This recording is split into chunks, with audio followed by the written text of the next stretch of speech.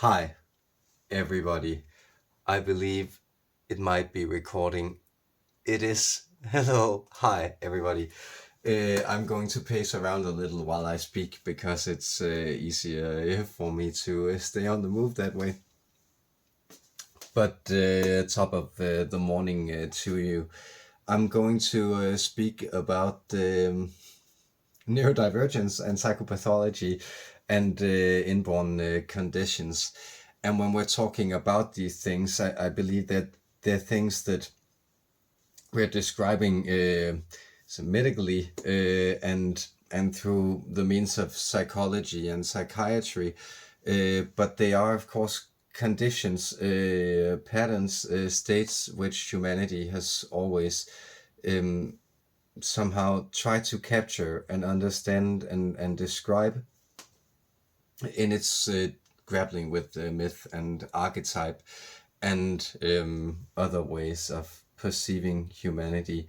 So what I'm saying here is, of course, that like if I speak about a narcissistic personality disorder, like that pattern exists for a long time and was captured in literature. So if you look at like King Lear as a narcissist, or Rodion Raskolnikov is a narcissist, or Hedda Gabler is a narcissist, or like a lot of these great characters, and of course also in modern television, right, are compelling exactly because they're sort of living out this pathology, which is very driven to achieve outside results, and for that reason is sort of very much at odds with the world, which makes for good storytelling, because storytelling relies on conflict. Otherwise there wouldn't be any story to tell.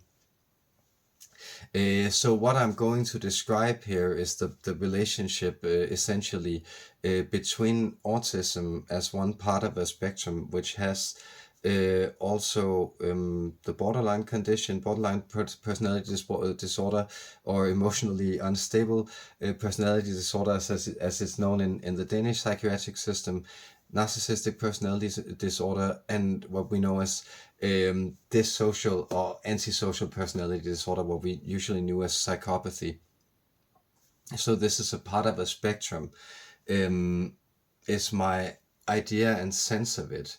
And there's a trauma response here which triggers all of these conditions, which are, energetically speaking, conditions that make the person somehow deficient in their sense of self. So they're looking for outside validation or outside regulation of their pathology. And this happens, I believe, probably in the earlier years of life, in the case of borderline and narcissism, but in the case of psychopathy and autism on the other end of it, it happens probably in the, I would imagine, the late natal stages as a response to an sense of uncertainty, hostility in their environment. And from that point, the body can, and the body personality complex, the energy complex, which of course is very much reflected in the patterns of breathing, for instance, and the way we hold our bodies and relate to them, it can sort of go two ways. And you'll find in psychopathy, it closes down certain vital limbic systems which have to do with interpersonal and relationships and emotional relation. So these systems simply don't exist, and that's why the psychopathic brain constitution, it is one that's constantly looking for excitement, and why we intuitively perceive this as reptilian, and we even call it the lizard brain in Danish. I think it's probably the same in English. The reptilian brain, this part, this earlier circuitry that's very appetite driven. And so the constant state of psychopaths, if you've been around the psychopathic pathology, you'll notice this boredom, right? It's constantly looking for that excitement. And the reason I relate that to autism is because autism is the inverted response. So that's actually a hyper triggering of the emotional system. And so the emotional system becomes incredibly wired to emotional reality, even in places where emotional reality doesn't necessarily exist. So this is why the autistic condition is often very connected to like almost this totemistic relationship to objects, like the magic pillow you can have, or like all these wonderful clothes and textiles and ways that you need to relate to the textures of reality to feel emotionally safe. But notice that that's a neurology which is also innate. So that's actually like a hyper emotional response which has become consolidated in the body. And that's why the pathological state of autism is curiosity. So when you can, when you're like, an autist who isn't like too regulated, upset, or put down by your environment, you can feel safe to express yourself. You get absorbed in these wonderful tunnels of meaning, which are just like so compelling, so fulfilling, so wonderful. And that's curiosity, right? Like that's the being emotionally riveted, and often by these things that seem to not stir allistic people to the same degree, which can be kind of strange. But notice that then autism is asocial, whereas psychopathy is antisocial. And my idea of it is that psychopathy relates to itself psychologically in this very primitive state of it being the only subject in a world full of objects. And if I were to describe how I feel innately, it is very much as an object in something that is in a world that's populated with subjects. And that's, I think, is probably why I channel anything. Like, it's so intuitive for me, this idea that personalities are sort of constantly pushing up against this sort of delicate, frail, hyper exposed body, which a lot feels like very much like a naked eye, or a kind of the electronic field of a microphone. When it's disturbed and it distorts. It's very much that sense that the world is pulsing at a frequency which is too much and arresting and assaulting somehow. But that also makes the world charged with a lot of interesting, compelling energy, which you can get lost in. But of course, that's why we also like speak of support needs and levels in autism, because it actually, no man or woman is an island, and for that reason, you also have to learn to kind of relate to other people and apply those things, which can be very much a challenge. And that's, of course, like, it requires external regulation in a weird mechanical way, which is hard to relate to. And it has that in common with psychopathy, right? Because psychopathy also requires this outside regulation, like in the form of like punishment, consequence, those things, because it doesn't have an emotional reality, which it immediately can attach to, and which is why it's so frightening and weird to observe from a social or an emotional perspective. But I do believe they exist in a spectrum, because then the more, let's say, socialized versions of these is either like the emotional instability of the borderline pathology, which is also a hyper emotional response. So you're overly emotionally identifying with everybody, and for that reason you have that sort of a codependent mindset of trying to still be fulfilled, regulated by your outside environment.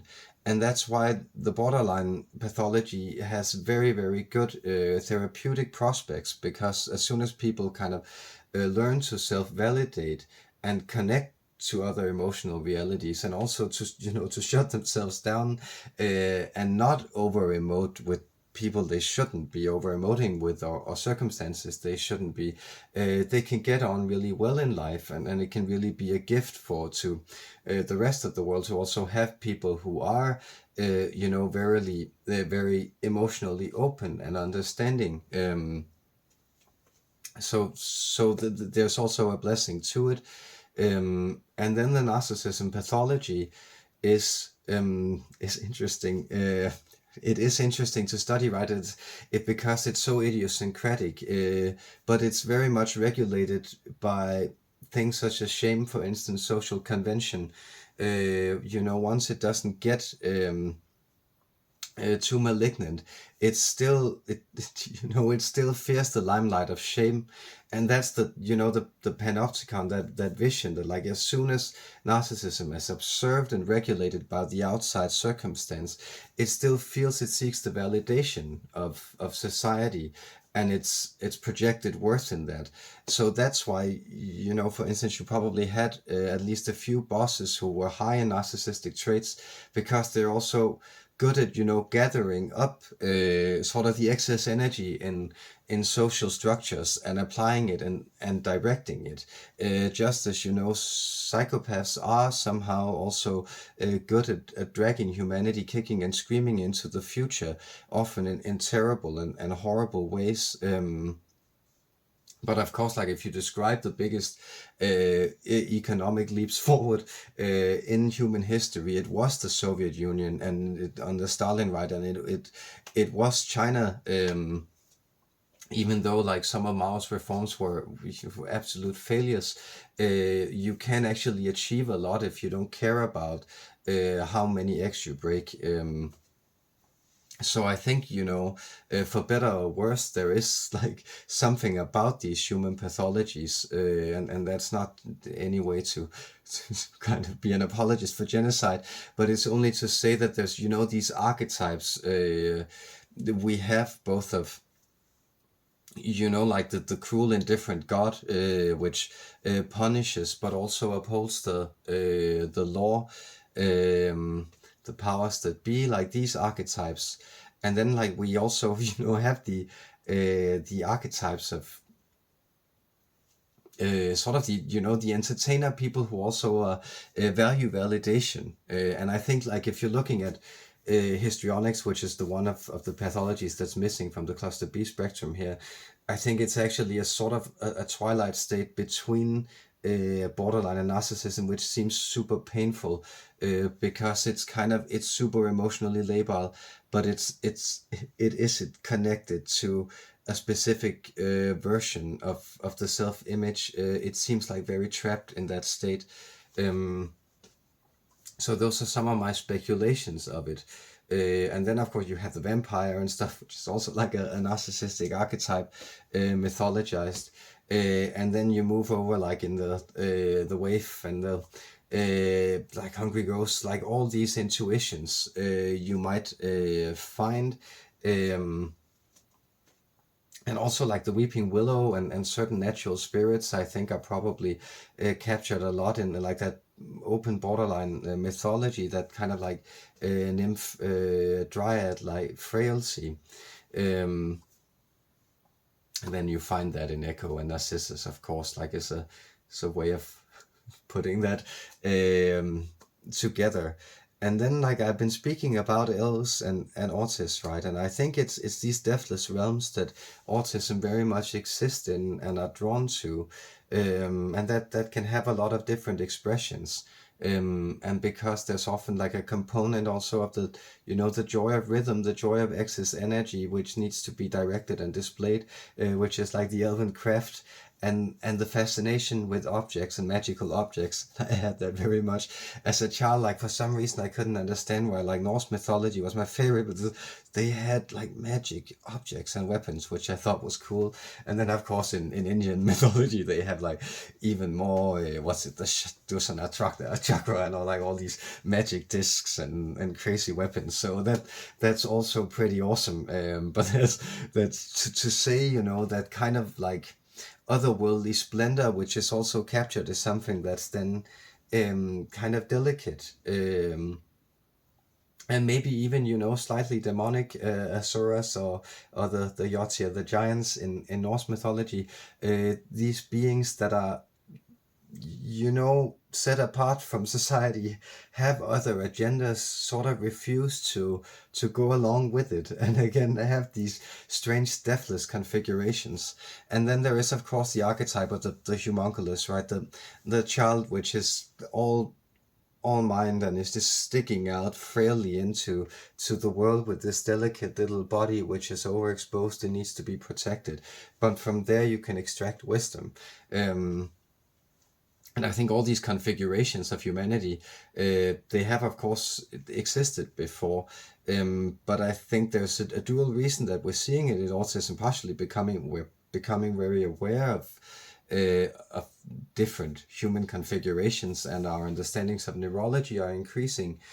But another part of it is also that I believe the autistic frequency is finding a high degree of adaptability to the way that the 21st and possibly the 22nd century will turn out.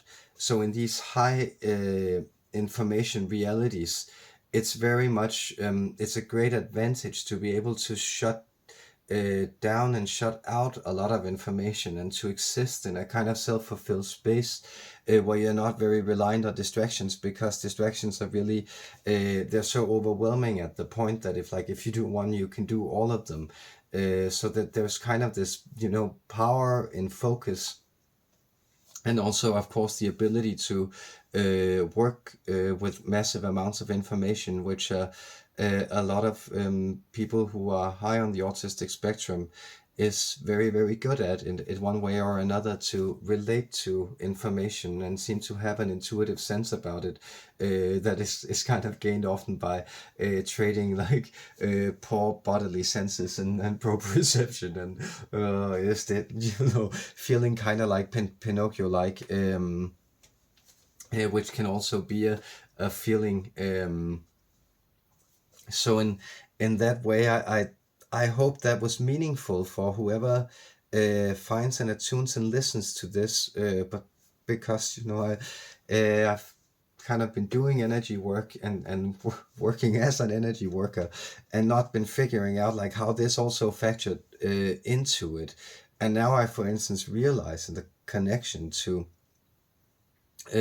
understanding autism, that this is sort of an extension of all the other stuff, of simply feeling like most people seem really, really weird and different from how I experience reality, and not having able to square that. So like the inability to be unable to explain to people how to channel, how they would go about learning to channel, because I don't really understand how people perceive reality at most.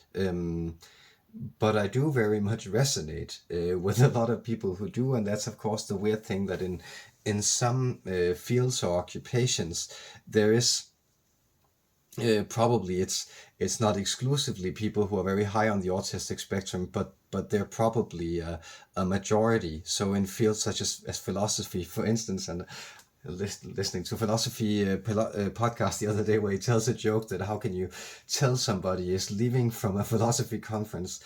Well, they're looking at your shoes when they're talking to you, and that's that kind of joke that like I have problems with eye contact, all that stuff you'll find like in mathematics, theoretical physics, like places where people are really into pure abstraction.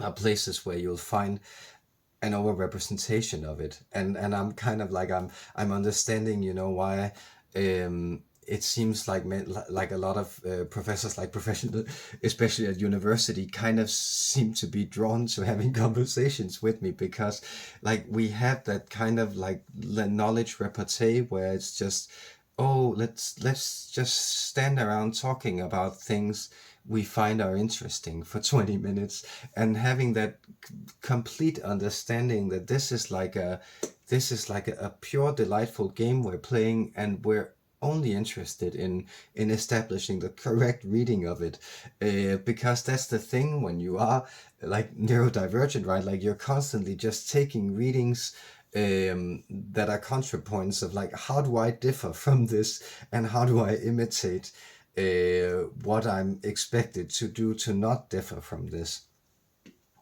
And I think like that's been the kind of great identity shift, challenge and awakening for me, and I think for people at large, which happens once you come into like, oh, wow, this is kind of a thing about me, which is so much me that it will never ever change, and these are just my conditions.